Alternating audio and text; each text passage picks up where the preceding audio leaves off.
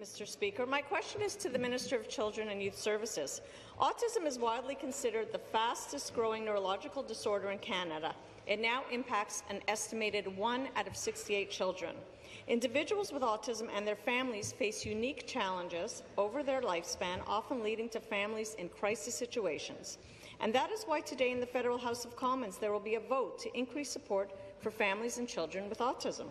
Mr. Speaker, have the government members been calling on their cousins in Ottawa to support the Canadian Autism Partnership? Thank you. Minister of Children and Youth Services. Well, thank you, Mr. Speaker, and I'd like to thank the member for the question. As the member knows, we have a new autism program here in the province of Ontario that will begin implementation in June of this year, so that's in a few days from now. We will have full implementation of the program in 2018. And, Mr. Speaker, this plan is going to create 16,000 new spaces here in Ontario over 5 years and increase the amount of spaces for ABA during the transition period. And it's going to ensure that we have a 6-month or less wait list.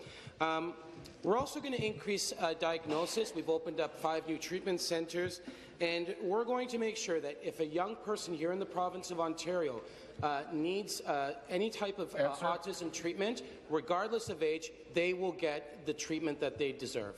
Thank you. Supplementary. Mr. Speaker, provincial plans are wonderful, but we need to support the federal plans for autism as well. Mr. Speaker, this motion is simple. It calls on the federal government to grant $19 million over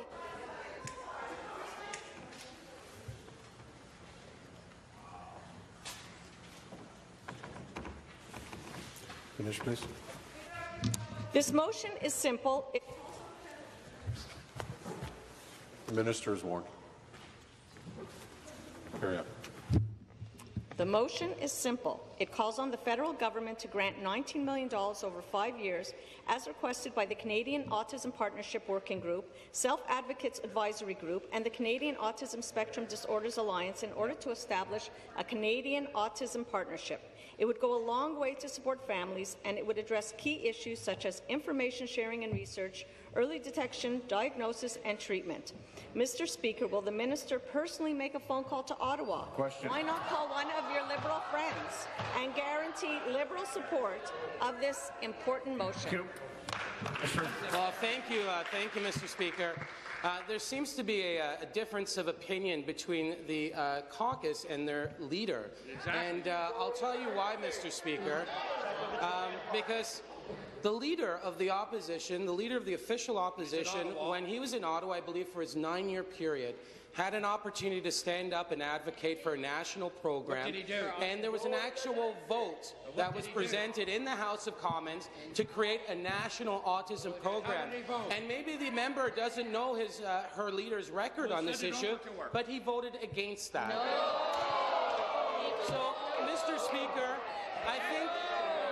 I think all she has to do, instead of picking up the phone, maybe she can walk 2 or 3 rows up and talk to her leader about his record when it comes to a national autism program here in the province of Ontario.